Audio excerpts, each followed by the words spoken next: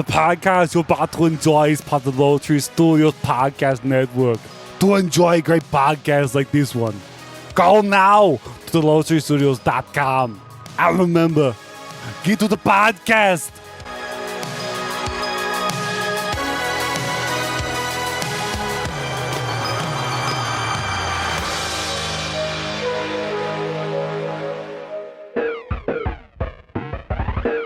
Wreck My Podcast!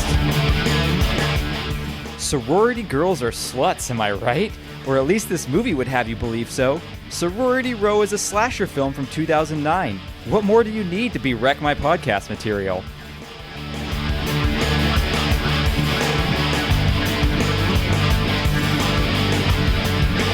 Wreck My Podcast! Welcome to the Wreck My Podcast, where this week we promised you Bill and Ted, but we're giving you something else because things have changed. We had some plans that came up. So I'm here with my wife. This is why she never pulls practical jokes. It's Madison. Hello. And sometimes I can be a real Theta Pi. I'm your normal host, Jordan. We're also here with Bailey. Hey, Bailey. Yes. She really wanted to be in on the action. She did. She watched the movie. She really took notes. She didn't sleep through the whole thing. She wasn't a very active participant. So we've been on this kick for the past, it's only been like a week now. Yeah. But we've been on this kick of watching slasher films. Yeah. And we've watched some okay ones. Mm-hmm. We've watched some pretty awful ones. Yes. And when we started this slasher film bonanza, if you will, we started with Sorority Row because you remembered seeing this in theaters when you were in, what, high school? Yeah. Yeah, and so we were like, cool, let's revisit this movie and let's talk about it on the podcast. But we've watched some stinkers. Like, we watched Prom Night. Prom Night was so bad. We watched last night Pet Sematary, the new one. Yeah. Was not so Not good. No. What's another one? We watched Urban Legend. Urban Legend. I thought that one was okay. It was okay. I feel like we got to cover that on the podcast down the line because I feel like that'd be a good podcast one. But now that I've just watched it, it's probably not going to be till next year. Yeah. Because I don't know if I can handle that much Jarrod Leto. I feel like in it one was sitting. only like a step above Prom Night, and Prom Night was like a 1 Prom on a Night scale was from 1 to 10. awful. We got to the end of that, and I felt physically ill from the fact that I wasted so much time on that stupid movie. It was so bad. And with someone like Idris Elba in it, you would think it'd be a bit better. But That's why I scored it a 1. yeah, that's true. Just because he was in it. It didn't get 0. It got 1. I think The Vault with James Franco was way better than Prom Night. I agree. Yeah. Yes. And we've covered that on this podcast, me and you. Mm-hmm. That was a good find. That's funny. I forgot about that one. Yes, we did. So we've been kind of in this horror movie kick, mostly slasher films. Oh, we've been watching the Child's Play franchise. Yes. Slowly. We watched 1 and 2. We got to watch 3 eventually. And then we got to watch Bride of Chucky, Seed of Chucky, Cult of Chucky. I think you need a new wife. Bailey will watch it with me. She's fine. She's doing great She's right doing now. great right now. Just slumped over sleeping. So if you guys don't know what Sorority Row is, we're going to play a quick trailer for you right now so that you can kind of get the vibe of what's going on with this movie. So here you go. I hope as you girls prepare to go out into the world that the things that you've learned here in Theta Pi will help you to do the right thing.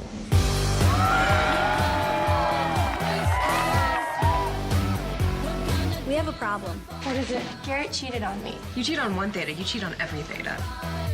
That boy needs to be taught a lesson. You all right? It's showtime. What's going on, babe? Are you okay? Oh my God. Guys, get whoa. She's convulsing. What did you do? Go get the car now. She's really dead. What? She really died, and it's my fault. Hey, Garrett, we're gonna take care of this, okay? What's happening? I can't see. You're dead, dummy. The body, do we wrap it in the blanket as is, or do we chop it into little pieces first? All right, everybody spread out and find sharp rocks to dismember the body with. How long are you gonna keep this going? What the hell did you do? She wasn't dead. Oh my God. Megan's dead, and we're all responsible. I don't see a way out of this. Maybe there is. I'm not gonna let this ruin our lives. If we all stick to the same story, no one will ever know.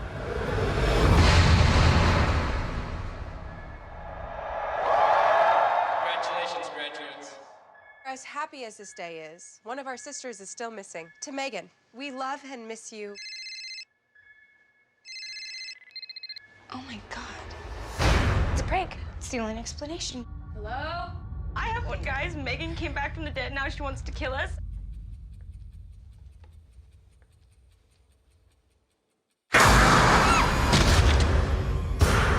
Megan? She was wearing a hooded gown. Half the Greek system is in hooded graduation gowns right now. It's not Megan. She is rotting in a mine shaft. We all deserve to die.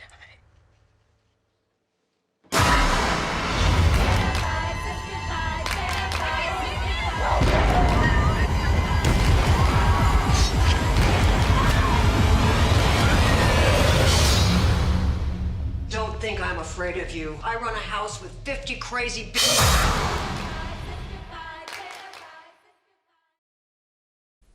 All right, welcome back, and now I have some questions for you. Yay. One, I normally ask, have you ever watched this before? But we just said you saw it in theaters. Yes. Which you're not a big scary movie person, so it's kind of funny you saw this in theaters. Yes. Was it peer pressure, like your friends were like, hey, let's go see it, or did you actually want to see this movie? No, I'm pretty sure I actually wanted to see this movie, but also you have to remember, this was my senior year of high school. Yes. I was living it up, going to the movies, having fun, living my life. You know, it's very different than 28-year-old Madison who likes to stay at home and not do anything. Although we did go out to dinner at like 6:30 or 7 last night, so we weren't even home. We did great. We didn't get back night. home until like 9. We stayed up past 11. Yeah. I mean, it was kind of sad though, because this morning we slept in and then we're like drinking tea at Yeah, we're like like, man, we noon. need some caffeine. I'm so tired.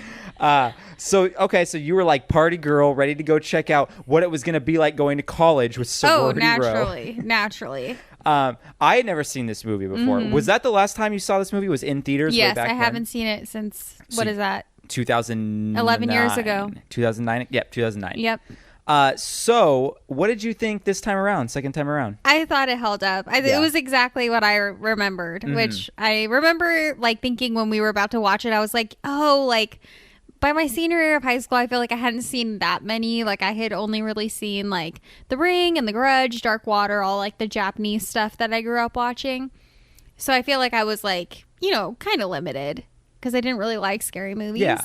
But I feel like it totally held up. Like it was fine in the sense. I thought it was good. Yeah, in the sense it's like a slasher film where it was not as smart as like Scream or something like that, but it was still fun getting to be like, oh, who's the killer? And they did a good job of like red herrings and stuff like that, where you'd be like, oh, maybe it's this person, but no, they're leaning too much into it. It's probably not that person. Maybe it's this person. Not maybe not that person. They did a good job with like the tropes, but then it also not being like too obvious. Yeah, and it wasn't something I had ever seen before. Like the what's the word? Like the storyline wasn't just something where you're like, oh yes, I've seen this done 1,000 times before. Yeah. Like I thought it was As original enough. Also, they had a bunch of great one-liners, which were absolutely ridiculous, which you got to have in slasher films. Why? Yes, I was just gonna say, isn't that kind of why you watch it? And honestly, the cast wasn't too bad. Like there were some. I thought they did good. There were some actresses in here where I knew them from other properties. One in particular, we'll get into.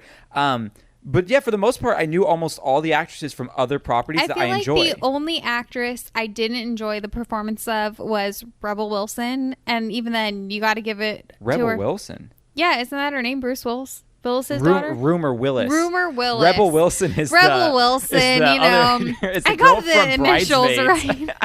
You know what I mean. But anyway.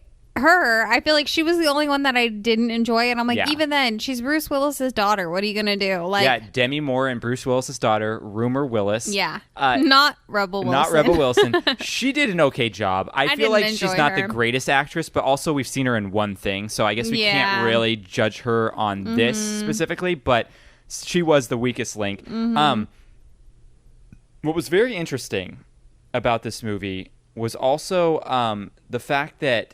So they really did a good job with paying homage to like 80s slasher films, but still updating a little bit. So this movie was a remake of another movie called The House on Sorority Row, which we haven't watched yet. It was from 1983 or 1986, something like that. And we almost watched it last night. Yeah, I do want to see it. I do want to see it because the same person who wrote and directed The House on Sorority Row wrote this film. And we'll get into that a little bit later. But so it's kind of unique in the sense that a remake was written by the person who made the original. Right. That doesn't happen very often. Which I always think like it's kind of like the Walking Dead thing where the same people who wrote the comics were like Robert Kirkman writing in it. And I'm like, that's kind of cool because you get to like, you probably have so many ideas when you're writing a script. Yeah. But then you only get to do it once. So to get to be a part of like the remake, probably get to like change up some stuff. Like, oh, I had this other idea I didn't get to put in the first one, or like whatever. So that's why I think it'll be really interesting to watch the original. Well, also it was like 20 some years later, and things have changed quite a bit.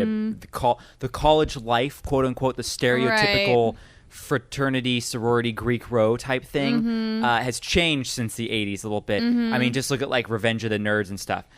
That or Animal House. It's gone from that to the same thing, just a little bit more bro-y and EDM. Well, I was going to ask, is this movie rated R? Yes, it was. Okay, it is rated R. Oh, man. There were boobs all over the place. Well, that's why I was going to ask, because I remember Splash, which is the movie I'm named after, the 80s movie, at the time was rated R because she showed her boobs so much, and now it's rated PG. Yeah, because every time she's swimming, she doesn't have a top on. You know what they probably did is... And now it's only rated PG. It's rated PG on Disney Plus because they digitally put out her butt. Before this. Like, even if you went to the store, it was PG. Well, that was the 80s, right? That was an 80s movie. 80s were a weird... 80s were a weird time because Airplane is rated PG, but there's a scene where a topless girl runs right in front of the camera for a joke and runs away. There was no PG-13 back then. Right. So it was PG or R, and studios would fight to keep it down at PG. Right. Honestly, I'm pretty sure Jaws was rated PG when it came out. Was it? And I think now it's rated R. See, that's the thing that's interesting is I feel like the standards have changed. So I was wondering if when we watch the 80s one, if it's going to be as like over the top nakedness as this one was. I think so, because I think in here later there's a quote in the fun facts I was going to talk about where the director of this movie, so the guy who directed and wrote the original, he didn't direct this one, he just wrote this one. So there's a different director, and the director was saying we really wanted to pay homage to the 80s films, slasher films, which came with a lot of topless girls. That was a staple, a trope. But all the actresses they hired in lead roles didn't want to be topless. Right. So they had to hire a bunch of background actors and actresses to be naked. Because there's even like naked dudes running around. Like you see a lot of butt shots of dudes and stuff like that. But yeah, like none of the lead actresses, they're like, no, I don't want to be naked. Right. None of them were judgmental about it. They just didn't want to be in it. But Leah Pipes, who plays Jessica, she was like, I'm all for nudity in this. I just don't want to be naked. Right. So like, you know, it's kind of funny in that sense. But I think the 80s version will have some nudity in it only because if that's what's their whole thing about paying homage to so it'll probably be this on a whole other level. Well, it's kind of a, I don't want to say toxic masculinity statement, but like his thing of being like, oh yeah, young boys going to the theater to see boobs and horror films. I'm like, you sound like a real douchebag right now, director. I mean, I guess it could work, but I don't know. Yeah. So here's some talking points here. Friend pin. I love when movies create fake social media sites to just justify a plot point. That's like all it's there for. There's no way a friend pin, like the whole social media thing is pinpointing where your friends are on a map and how far away they are from you. That's fine, my friends, but no one uses that as a social, like, who's checking that except for if you're waiting on someone and you're thinking, oh, they're late. Let's see if they're okay or if they're close by or if I need to call them out and be like, why are you late, bro? I think there was maybe like 2 times in the movie where it made sense that she was checking the friend pin. Yeah. But when they like first couple times they introduce it, you're like, wait a minute, what is this that she's using and why is she using like it? Hopping on Instagram, but just finding out where her friends are. Yeah, it was a little funny. No other reason. Although I guess you could say college girls are a little clingy, so maybe she was just trying to really know where everybody was at. Stage 5 cleaner over here. Got stage 5 cleaner over here. So this movie, I feel like mixed Scream and the TV show Greek and a little bit of I Know What You Did Last Summer, kind of all together. Yes. I haven't seen Greek, but I definitely agree with the Scream. I Know What You Did Last Summer. Well, the reason I threw Greek in there is because almost every actress that was a lead role in this at some point shows up in the TV show Greek. Oh, that's funny. And I'm pretty sure there's a house called Theta Pi that doesn't show up often, but anytime Theta Pi people show up, they're actresses from this movie. That is so funny. Which I'm like, I was trying to look up, did the writers or directors or someone, and I think that someone who was on this film, like producer or something, was also working on Greek. So they're just like, yeah, let's have this weird crossover for no reason whatsoever with a slasher film where the majority of the people are technically dead, but they're on the show. I don't know. That is so weird. Yeah. Also, they really love to ham up the stereotypical sorority girl personas. Oh my the gosh, kind of like yes. catty frenemies and all that kind of stuff. The woo girls and whatnot. They really ham that up in this. Only interested in dating the jocks. Yes, and exactly. Your and whole life is your sorority. Like Rumor Willis plays the smart chick. You know, I'm the one with glasses. I'm the smart chick. And I wear sweater vests. Yes, sweater vests. And then there's like Chugs, who she's just like, I'm just the slut that gets what I want by using sex and all this. Which, good on you, girl. You get what you need. Use what you can. But I just thought it was so funny that they just had it was such stereotyping. Yes. There's lots of fake outs in this movie for jump scares. Like which I it feels enjoy. like one's coming up and then nothing. Yeah. Which is really fun that they go that way. I love that. And there's also a lot of red herrings, like we said. They kind of set you up for things and then it never really pans out. I want to know, why does every serial killer in a movie, because we're watching quite a bit of slasher films now, why do they all need to have some thematic costume or motif with their killings? All of them. This guy was in graduation robes using the weapon, a tricked out version of the weapon of the murder from before. They're always in some type of I feel like theme. the thing is it makes sense. I feel like a little bit more in this one because it was taking place during grad weekend. Yes. So I feel like it was smart because they even make a few references to like multiple people wearing it. And then they're like, what was the killer wearing? And they're like, graduation robes. And they're like, everybody's wearing graduation robes. So I'm like, okay, that is kind of cool because like, you know, it's not like he's wearing like a clown costume or something where you're like, well, nobody else is wearing that. I feel like they really only use it though in movies like this to trick you out to think it's someone else. Like in Happy Death Day, if anyone owned that baby face mask, you thought it was them. In this one, someone's wearing a graduation robe, it must be them. Like in all these movies, they use it just so that, and even in Urban Legend, literally everyone owned the same parka in that movie. I know, it's kind of dumb. Same exact color, design, style.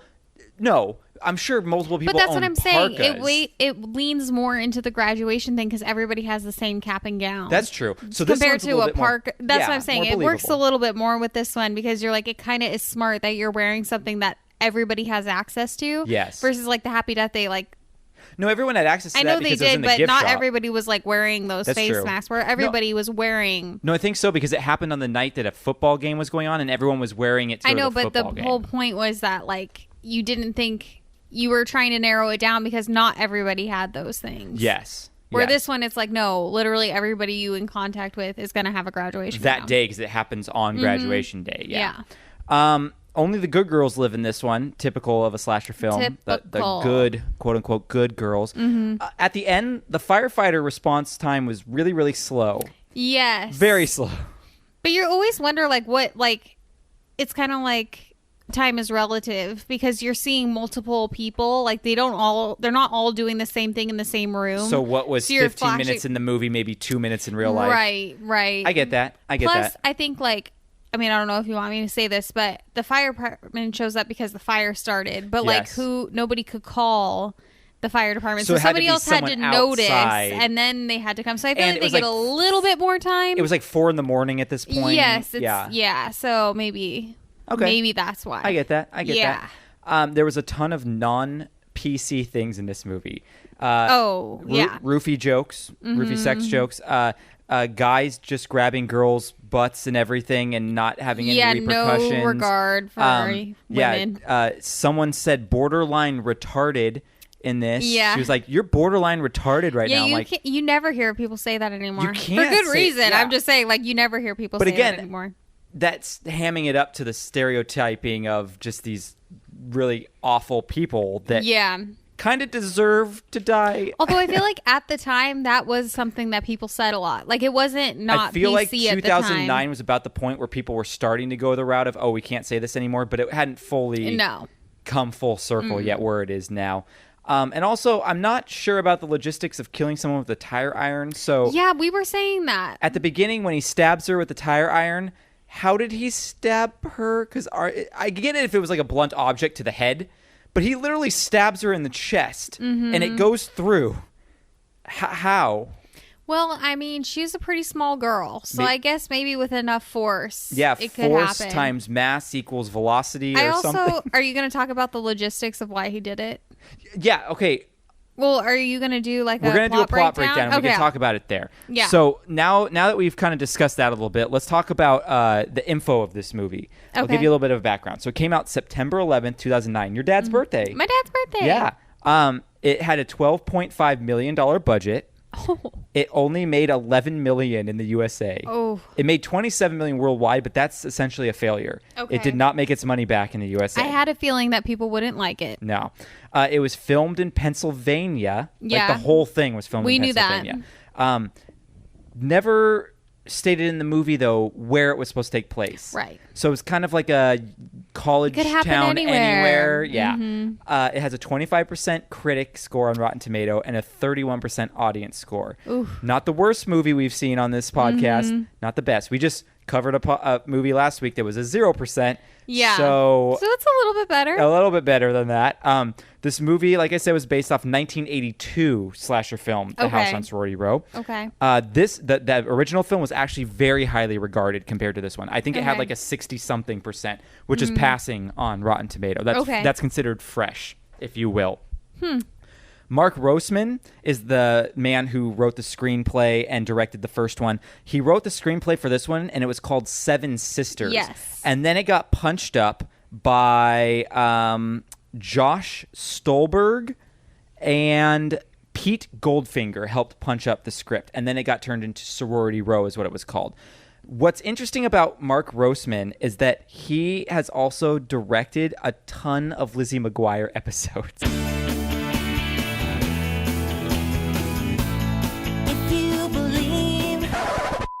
Okay, no wonder. How love weird this. is that? How weird is that? Slasher films, Lizzie McGuire.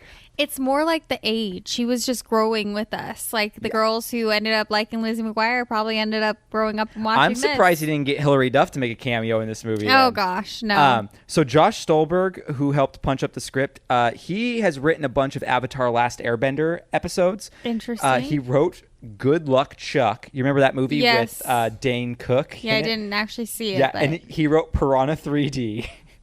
Oh, my gosh. But more recently... It's getting worse. More recently, he wrote Jigsaw, the latest Saw film. Yeah, you don't like any of those. So I hear that this one probably is the less... I heard this one, that Jigsaw was the less of like the gore porn type stuff. Okay. I just don't like gore porn movies, Yeah, you don't honestly. like that at all. So Pete Goldfinger pretty much wrote everything with Josh Stolberg as well. Okay. They're kind of like a duo together. They never really write anything separately. This movie was directed by Stuart Hendler. The only other thing I recognized that he directed on this list was a miniseries called for Halo called Halo Forward Unto Dawn. Okay. Which has some of the actresses or actors from the Chronicles of Narnia films in it, and it's based off the Halo franchise for Xbox. Okay. That's the only other thing I noticed that he directed. So not a prolific director here at all. Brianna Evangan played Cassidy, so our lead good girl. Mm-hmm. One of the first things she starred in was the Linkin Park Numb music video. Oh my gosh. And then she was in Step Up 2. Okay. And the other thing she was in was the sequel to Donnie Darko, S. Darko. Okay, so not the best. Not the best track record. We have Margot Harshman, who played Chugs. Okay. She was a recurring character on Even Stevens. Yeah, I recognized her. And she shows up for a pretty big story arc in Big Bang Theory, which we're watching Big Bang Theory right now. We haven't gotten there yet. But we will get there, and we'll be like, hey, it's Chugs. So that'll be interesting. Rumor Willis played Ellie. We talked about her. She was in Once Upon a Time in Hollywood recently. Yeah. She was on The Masked Singer, which we watched. I think it was the first season, right? Or was it the second season? The Masked Singer? Yeah, remember? She was on The Masked Singer. Yes, you're right. Yeah, because I didn't know who she was. She was on The Masked Singer, and then she was on Catfish. Yeah, I was going to say, I thought you meant Catfish, but you're right. She was on The Masked Singer. And she was in The House Bunny. Yeah, I did know that one, and the newer version of 90210. Okay. Which a lot of these people are on 90210. Yeah, 90210 was a big one for this kind of genre. Yeah. So the girl that I recognized the most was Jamie Chung. She played Claire. Yes. And the reason I noticed her is because she plays Blink in The Gifted. Now, The Gifted was, I think, ABC version of X-Men. And I loved that show. And she was a real big character. She is in every, early 2000s, I would say even into like 2013, like young hot girl. Like she is in a lot of that stuff. Like the perfect example is I think in Hangover 3. She's in Hangover 2 and 3. Yeah, she plays the girl. So I'm like, you know, she's that type. Well, let me tell you some other things she's in. So Okay. more recently, she's in a show called Lovecraft Country, which is on HBO Max, which I'm hearing good things about, but I'm probably never going to watch. She was in Gotham as Valerie Vale, one of Bruce Wayne's girlfriends in the comics, Valerie Vale. She played that character, which I totally forgot about in Gotham. She voiced the Go-Go Girl in Big Hero 6. Okay. I forget her name. She was in Sucker Punch, which the lead actress in Uninvited we watched was also in Sucker Punch. So that's a cool crossover. Like I said, she was in Greek. And one of the first acting credits that this girl had was Hooters Girl, and Now I Pronounce You Chuck and Larry. See, yes, exactly. Yep. That's what I remember her as. So we have our lead bad girl, Jessica, played by Leah Pipes. I love her. And you remember what she's from, right? No. Pixel Perfect. Your favorite Disney Channel original movie. Yeah, she plays she's Samantha, the lead singer of the band, the real girl who's Not the lead singer of the band. Yeah. So that's kind of funny. I just think she did such a good job being such a B word. Oh, totally. Like, she did such a She's good job. great. Yeah. We have Julian. Maybe she's still angry.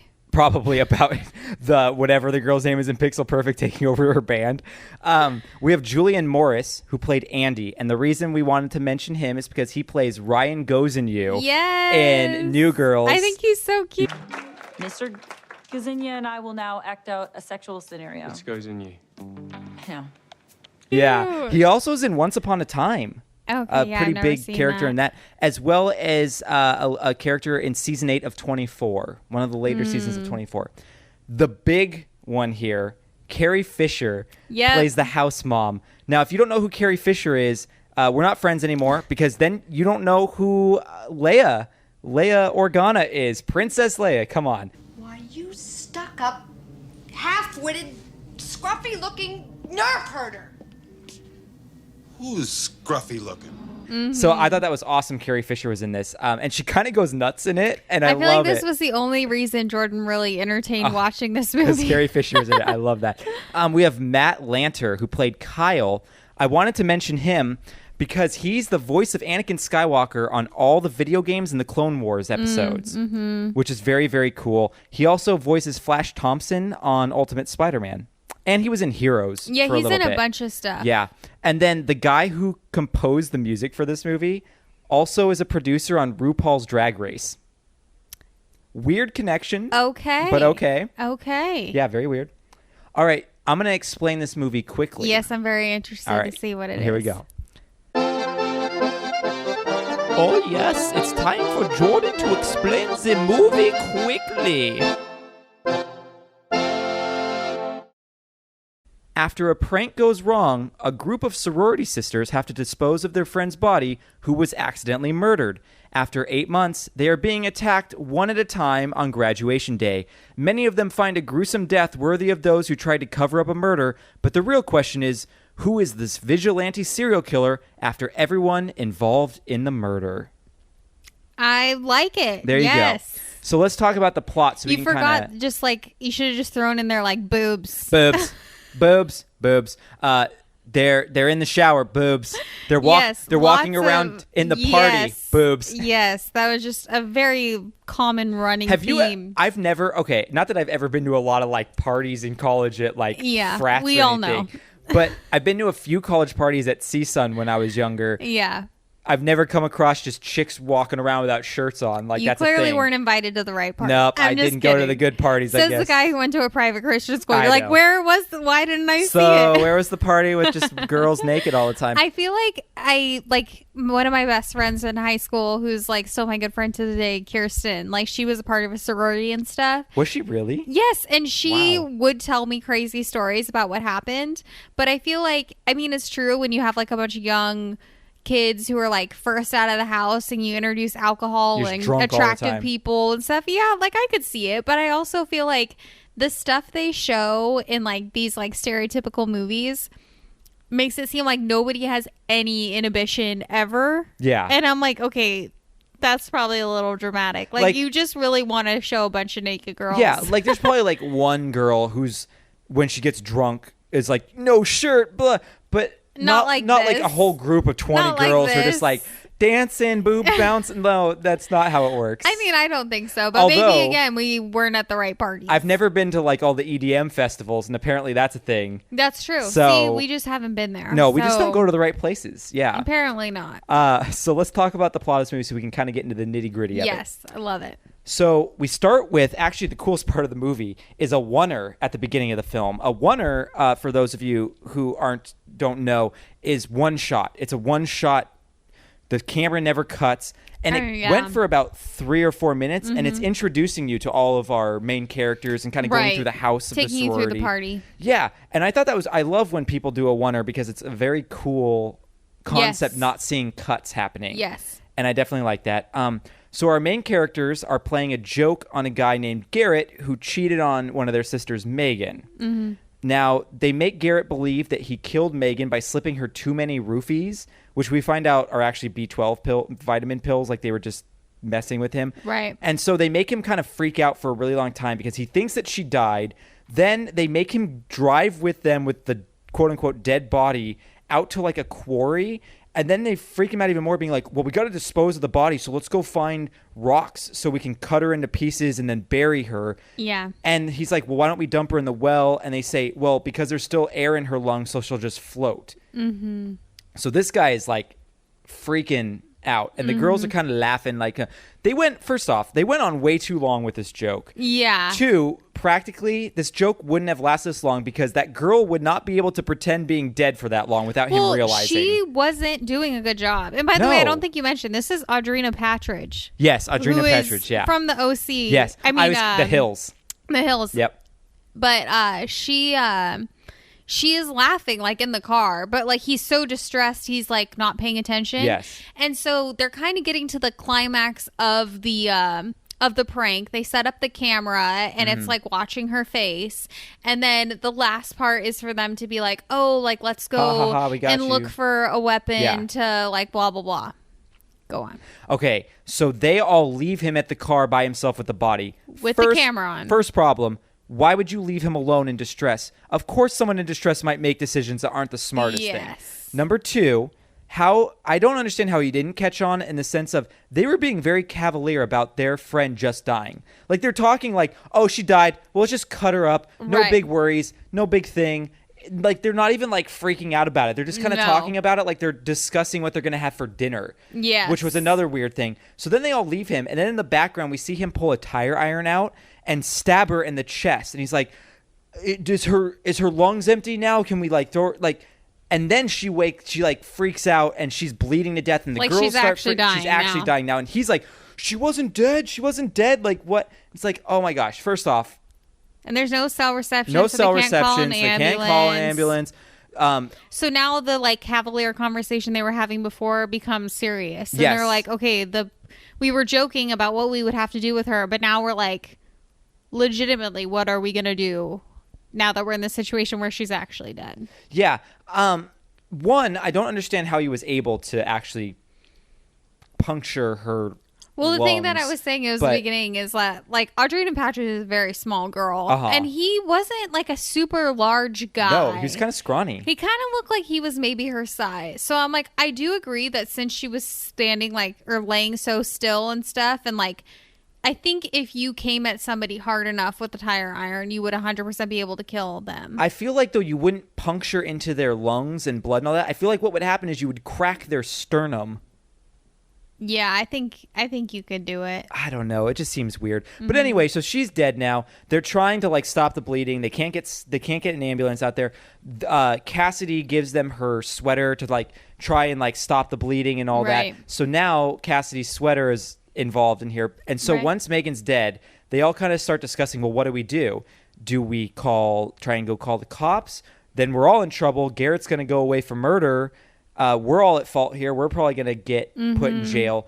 Do we just leave her here? Do we bury her? And half the group is for burying her and just sweeping it under the rug. Half the group's for coming clean. And Jessica pretty much either blackmails or convinces everyone to be on her side to just bury her. Well, one of the things she says is like, oh, if it was me, I wouldn't want you guys to ruin the rest of your lives because, you know, of an accident. She does it the whole movie where she plays that card. Yes. Of, we're sisters. Yes. You know. And like one of their like sayings is that like, you know, you have each other's secrecy. Like solidarity. Yes. You have each other's backs. And so at first, I feel like most of the group is on the side of like, no, we want to call the cops and do the right thing. And then by the end, it's only the quote unquote good girl who's like, come on, guys, what are you talking about? It's just Cassidy. Yeah. And they blackmail her saying, well, your sweater's the one with all the blood on it. We can all just pin this on you kind of thing. Yep. So you better and they get drop with her us. in the well. Yeah, so they drop Megan's body in the well. And then we have a flash forward to 8 months later on graduation day. Oh, look, Bailey left us to take a nap, and now she's out here for the movie plot breakdown. So they jump forward 8 months, graduation time. The girls start getting blackmailed by someone, but they don't know who. And it's Megan's phone who's sending like pictures and texts saying, I know what you did last 8 months ago. Yeah. And I'm gonna tell people if you don't kind of do what I'm telling you to do. So Megan's sister also shows up during this time, Maggie, and they think she's really creepy for some reason, even though she's not being creepy. It's kind of just in their head. They're all just kind of. Yeah, I guess that's true. So by the way, just one thing, I feel like when you do the flash forward, you can tell that there's a rift now. Yes. Like even though they're also part of the sorority, they don't hang out. The good girl. What's her name? Cassidy has like, now she's just close with her boyfriend. She doesn't really hang out with them anymore. And like, they kind of bring it up. Like the boyfriend's like, what happened with you guys? Like you used to be so close and all this stuff. And she's like, I don't want to talk about it. And then they Cassidy, are all together and get the first text that they're all together for just graduation. And she's like, I'm here for graduation and then I'm done with you. Rumor Willis's character Ellie actually kept in contact with Cassidy. But I mean, like they were the two quote unquote good girls because Ellie she wanted to come clean too, but Jessica kind of blackmailed her into it also. And Ellie, I guess, is kind of the weak girl. Yeah. Like she's the smart one who doesn't have much of a spine and just kind of goes backbone. along with everything. Yeah. So they start getting all these blackmail things. Chugs is the first girl to be murdered. She goes to her therapist's house and then they're about to have sex. She's trying to get drugs. And then the murderer shows up there and kills her by shoving a wine bottle down her throat. Which is pretty gruesome. Pretty brutal, actually. It doesn't look, honestly, it doesn't look brutal while you're watching it, but the thought of it is way more brutal than how it looked. I think it looks a little brutal. I think the thought of some like glass getting shoved down your throat is pretty gruesome. Yeah, it's pretty gruesome. So the murderer is someone in graduation robes with a tire iron that has a bunch of knives on it. So now begins the game of who could it be? This is where you start thinking, all right, what character is this reveal going to end up being in this movie? So we move on to the next person who's killed is this douchey frat guy. I wasn't sad about him dying one bit. I hated him. Yeah, he was with awful. a passion. He deserved to die. He got a knife to the throat while being stuck inside of a wall. Yeah, it was like a dummy elevator. Yeah, I was going to say like a dummy elevator. Yeah, and he was like upside down and then the knife just like right into his throat. Yeah. The killer tells the girls to meet him at the quarry where they buried Megan or he'll expose the video of Megan being murdered. So when they get there, Garrett is there. And Garrett, since this time, has kind of been in rehab, I guess, or like therapy. He's like in a home or something. Yeah, he's like, he went crazy after this with guilt, but never came clean about it. So Garrett's there. So they all assume, oh, Garrett's the one doing it, trying to get back at them for making him kill her by accident. Right. So Jessica runs Garrett over with the car, and they find out Garrett actually had slit his wrists at that point, and he's dead, presumably dead. Yeah. So they think, okay, Garrett was the murderer. We got him. But it wasn't Garrett because the blackmail killer sends them a thing right after, so it wasn't him. Like he received the same text He messages. received the same text that said meet them there. So then he got there and was like freaking out, slit his wrist. He probably thought it was them doing it to him. Yes. Yeah. So now they think it's Megan because it's Megan's phone who's sending it. And they're like, maybe it's this supernatural thing where she wasn't actually dead and she crawled out of the well and now she was biding her time waiting to get them back for burying her. So Cassidy goes down in the well and wouldn't you know it, her body is missing with a message written in blood Theta Pi must die. Yep. So they're kind of thinking, oh, Megan's behind this. But right. maybe not. You know, I mean, someone could have went down there and took the body out. Right.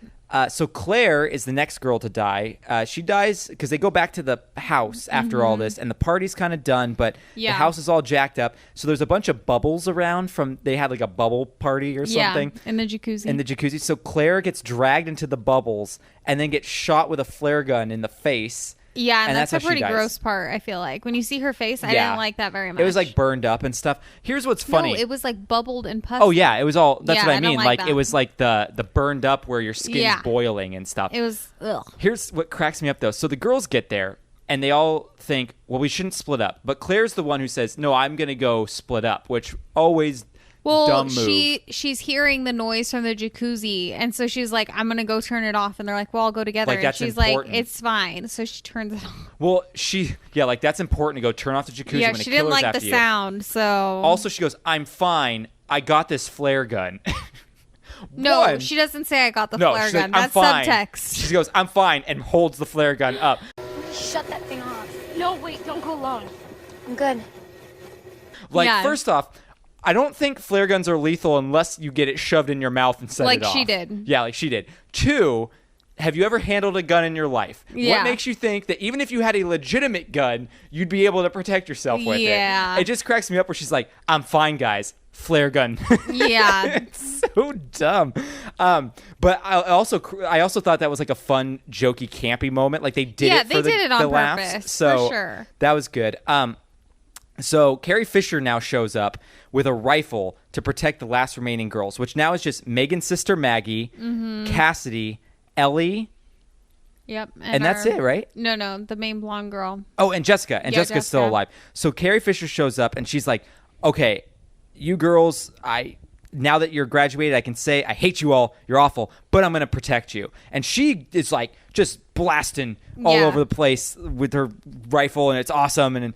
But you've made a funny joke. So the killer shows up, and she tries to shoot him, but misses. And the killer ends up stabbing her, like pushing her into a knife. She misses like 5 times. She misses a ton of times, and you lean over and you go, I guess she learned how to shoot from stormtroopers, huh? Thank you. I thought that was awesome. That was great. So Carrie Fisher ends up getting killed. And even in her dying moment, she's like, you stay away from my girls, and tries to shoot him while like dying, but can't get him.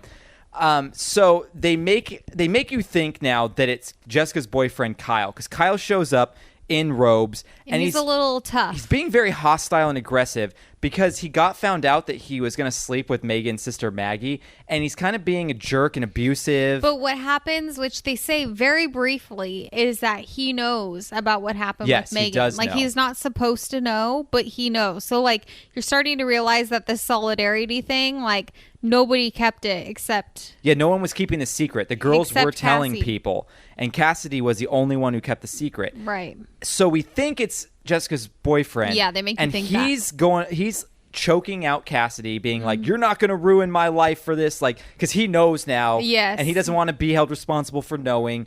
And all of a sudden we see an axe to the back of Kyle's head, and it's Andy, Cassidy's boyfriend. And we're like, oh, he showed up in time to save her. Like, thank God. But then we find out Andy is actually the killer. Yeah. Ellie, Rumor Willis's character, told him. Andy, but Cassidy didn't know Andy knew. So Andy is trying to protect Cassidy. He's like, look, you're the only one who stood up, and they put you down. So anyone who knows about this needs to die. Right. So that you can go living your life without having this cloud over your head. And I'm here to do that for you. Mm-hmm. Which means Jessica has to die, so he turns around and stabs Jessica in the mouth. It's kind of a cool scene because he's just like talking, and Jessica's like it's so yelling to him, and it's just nonchalant where he just turns around and stabs her, and he's like, she opens her mouth too much anyway. He is like the valedictorian. He's like a really good guy. And I don't think you brought it up yet, but like in the beginning when she's like pinning his location, like he's always around. And then right before like they leave the first time when like they're going to go back to the quarry, she says, look, I'm really sorry. Like, you need to go. It's not safe. And he's like, what are you talking about? They have the altercation. And after she's done at the quarry and she comes back, she looks at his friend pin and it says like 83 miles away. Yes. So she's like, okay. And when He's you far see that, away. you're like, it's not him because clearly he's not around. Yes. So you didn't So they think did it to throw they you made off. you think that he wasn't a valid person to think. Yes. Because he was gone. Right. And you do find out he's like, oh, I put it on a gray bus I put it on a gray bus just wherever, a Greyhound bus. And Right. so that's why it's far and everything. So anyway, and Cassidy starts playing along with it because he's like, we still need to kill Ellie. Right. And we still need to kill, just Ellie I and think it's Maggie. just Ellie and left. Maggie because they both know Yes, because yeah, Maggie the found out sister. about it. So he's like, we need to kill both of them. And then that's everyone who knows. And then you can keep going. Right. He's the one who took Megan's body out. Yeah. So that he could dispose of it more properly. Yes. And everything. So Cassidy goes, cool. You go down in the basement. I'll go tell Ellie. I'll go yell to Ellie, hey, come down to the basement. I need your help. Right. And then you can get her. Well, what she's doing is she's actually And by going the way, up the house is already like on fire at this point. Yeah. So what she's doing is she's actually going up to Ellie to warn her, let's get out of here. Yeah, Because he's she crazy. doesn't want Andy to kill anyone else. Right. Well, Andy knows what she's doing and comes Yeah. just like, why would you lie to me like this? Yeah. So he's trying to kill Maggie. He's trying to kill Ellie. He's trying now to kill Cassidy, kind of. Yeah. And he's kind of messing around with him a lot. Well, Cassidy ends up Andy ends up getting shot by, we think that Ellie, is it Ellie? No, Ellie or Maggie that shoots him? I think it's Ellie. Ellie. We think Ellie gets... That's her like backbone moment. Yeah, we think Ellie, like final girl moment. Yeah, we think Ellie gets knocked out by Andy, and there's a ring of fire between Andy and Maggie and Cassidy. Yeah. So he's like messing with them, like, come on, jump over here. You want to be safe. Like, you don't want to burn up. But he's Yeah. like there. And he's like got the tire iron on a rope now. Yeah, so he's throwing the tire iron, trying to kill them and bringing it back every time.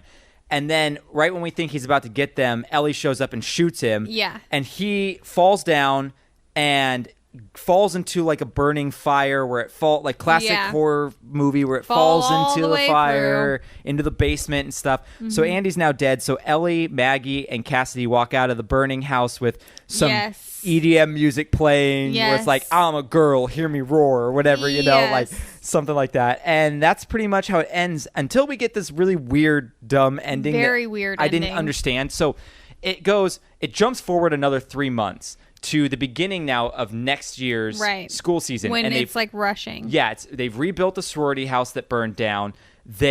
We see Maggie, Megan's sister, is rushing the house because she said at the beginning she was going to rush there That as was like why. as like homage Closure. to her sister and all that.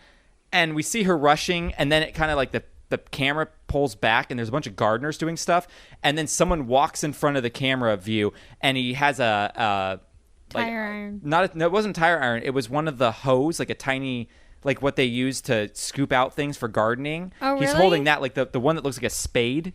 So it's like sharp, but he's holding it, and it has the same cut pattern that Garrett's wrists were We slit at the assume. quarry. We because assume. Garrett's wrists were slit in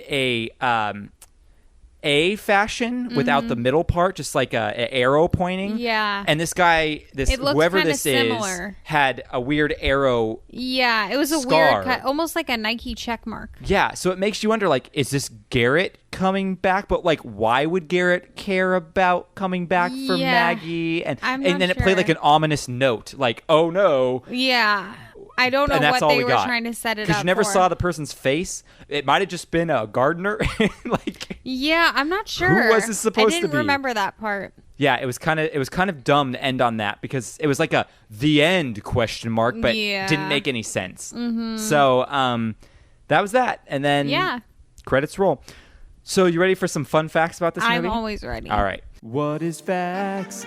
Baby, they're fun. They're fun. Oh yeah.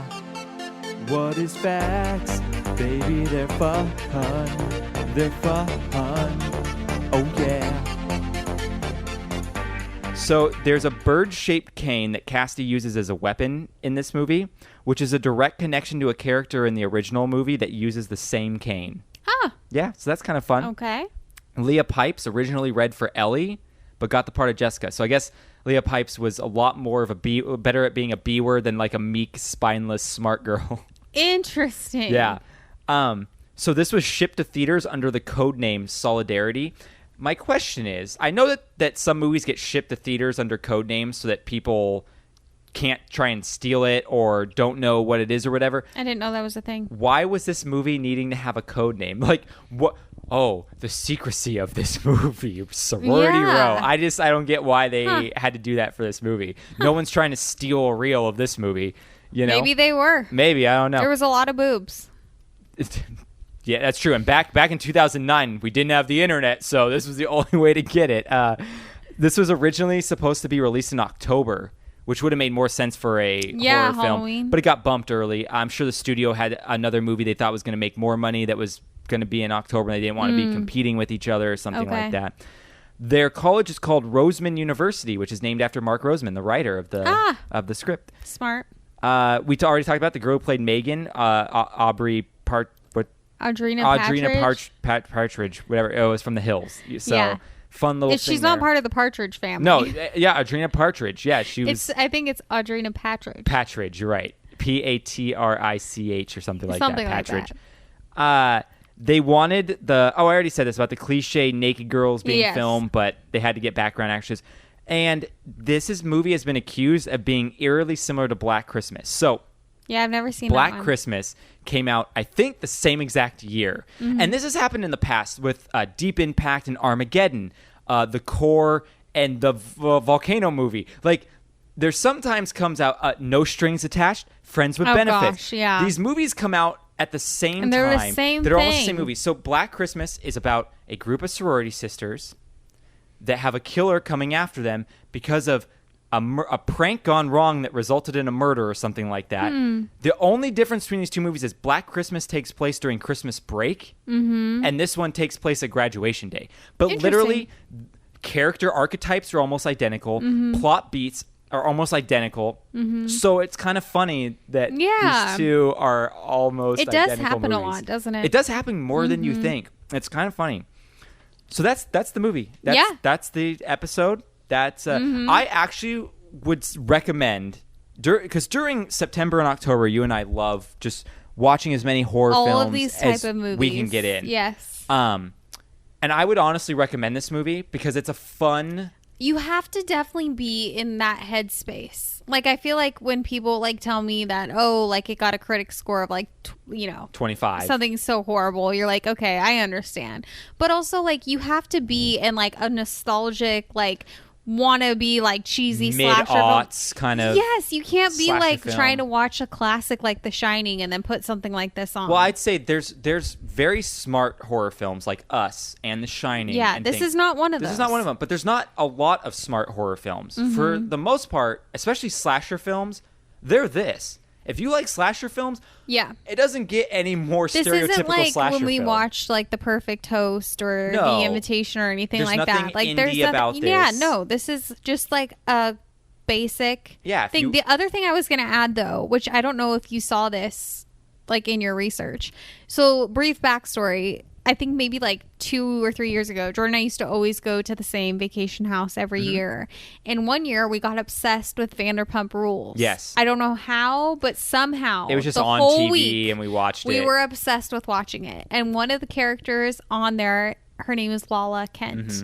And she's married to Randall something, who is like a film producer. He produced that movie with John Travolta. With John that was awful. Travolta that got a 0% that was named after some guy with a G. I forget. Yes, something like that. It was an awful movie. So if I'm remembering correctly, he came out with a movie that starred her called The Row. Yes. Is this not the remake of that movie? No, it's not a remake. Okay, because it's the same concept, Okay. sorority row slasher film, but it's not the same story. Because I remember in her interview when she was saying like, I'm so excited, like The Row, the movie that I'm doing with my fiance or whatever it is, my boyfriend, blah, blah, blah. They were saying it was a derivative of the 2009 movie Sorority Row. And I was like, wait a minute.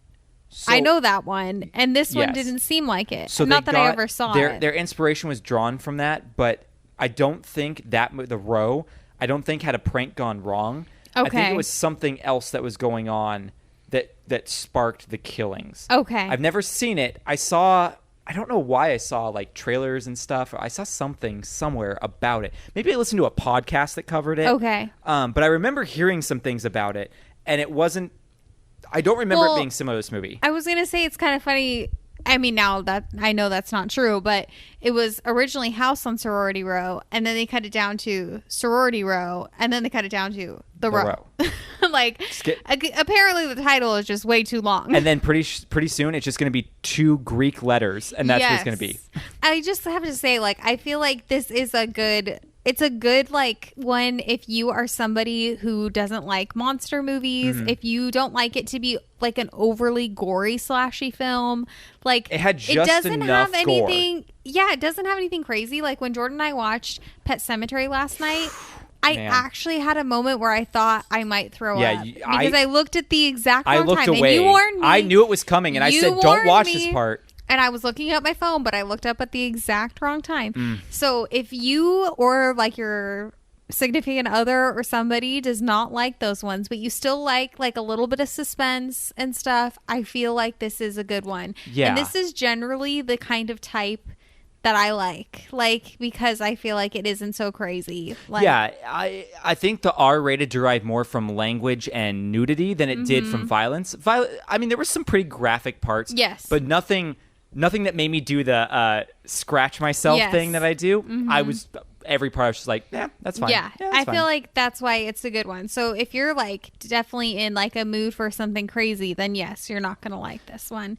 It's just fun, but though. I feel like if you just want like a fun like September October movie that you can watch, or like even put it on the background if you were like hosting or something, like it's nothing that's like too crazy. Well, if you want the 3 B's of any good slasher film, blood, boobs, and bros, you got it. There were a lot of all of those. There's a lot of all of those. So we're done. It's time for me. It's time for me to plug it up. Go check us out on Instagram and Twitter and YouTube. Yes. We're on all those platforms. Actually, I don't really post on Twitter anymore, so just check us out on Instagram and YouTube. I feel like Twitter's only for celebrities. I'm kind of over Twitter. You're not a celebrity. I'm not. I'm sorry. Really not. You're I'm not really not. Also, can you? Yeah, our dog is just doing a little yoga stretch now. If you like the videos and you watch this video, like look at. It's so funny. Also, shout out to Trivia with Buds because I'm wearing his shirt he gave me. Yes. When I moved, he gave me one of his shirts. It's him as Bob Ross. And I mean, shirt's is there awesome. anything better? Nothing better. Give us a rating or a review. If you give us a review, we'll send you a sticker for free. So if you like our show, all you got to do is give us a review. And you have your choice of either a Nickelodeon Splat sticker or a Sega Nintendo font sticker. So there you go. There you easy. We have a Patreon. So go to patreon.com/wreckmypodcast. You can get some awesome rewards there and extra content. Redbubble, we have our own merchandise as well with some cool stuff. So go to redbubble.com/people/wreckmypodcast. Or we have an Amazon link on wreckmypodcast.com. If you click that link, anything you buy doesn't charge you anything extra, but it gives us a little bit of a kickback, which is super, super cool. Some people have been using it lately. It's fun for me to get to see what people are buying. I love that another not rival podcast, but friend podcast. They're like, oh, I bought some stuff, and I went and looked, and there was some promiscuous things on there, and I was like, oh. From Amazon? Yeah. I mean, not really. There were some things where I was like, is this being used for role playing? Because what is this for? Like what? Spill the tea. Some like costumes and some handcuffs and stuff like that. So things of that nature. I guess you can write it off as Halloween right now. Yeah, People don't say it. They bought this 4 months ago. So thank you to Ben from Petrified Gumbo Music for making our amazing intro song. You can check him out at petrifiedgumbomusic.com. We'll have either Bill and Ted next week or a round table or something next week. We really want to get to Bill and Ted, so hopefully we'll get there soon. But there's a lot of content for October coming up because that's Halloween season, so we're going to have to start doing some more Halloween movies and all that kind of stuff. So if you have a suggestion for a horror film or something like that you want us to cover, let us know. We'll do that. Thank you to my guest, who is coincidentally my best friend and my wife, for being here with your cute hat. Thank you. I know, yes. I was going to say to all the listeners, we have a running thought that I might be the secret success. Yes, the secret so recipe. Madison was on. So don't blow my ego. Madison was on 2 episodes last month, and last month we were almost 300% increase on downloads. I mean, I feel like it has to be me, right? It's funny too because like we typically don't do video when you're on, but I got called out by Robbie from the Brew interviews. He was like, "So what? Just when Madison's on, you don't do video anymore?" Like, he's like, "Gosh, what does your wife look it's like? Come on!" So we specifically did video so that Robbie could just shut his mouth and be like, "Okay, watch your YouTube video, Robbie." But yeah, we love you, Robbie. And finally, thank you to our listeners because we love getting wrecked with you. Yes. All right. We'll talk to you later. Bye. Pumpkins. Wreck My Podcast.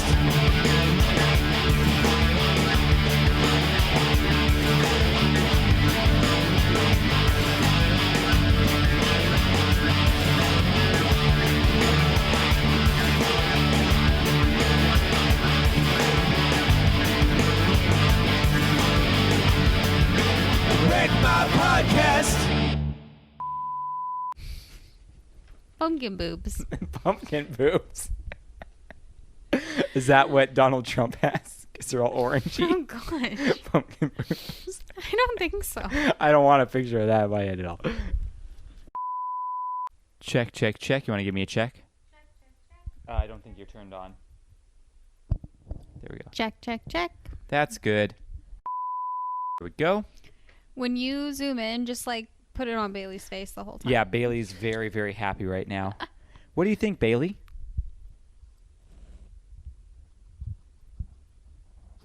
You can hear her sniffing. You can hear her sniffing. She has some stuff to say. Thanks, Bailey. All right, you can go back to sleep. All right. You comfy? I'm comfy. Comfy. All right. So you try and like talk as close to the mic as you can, and I'll like hold it a little bit further away because I am quite a bit louder than you. I'm going to try. All right. Sounds good. All right. You ready for this? I'm ready. Here, I got to do the intro real quick. Perfect. Those sorority girl sluts. Sorority girls. I think you said sorority girls. I did say sorority girls. I just right there, I stumbled over it. Got it. All right. Wreck My Podcast.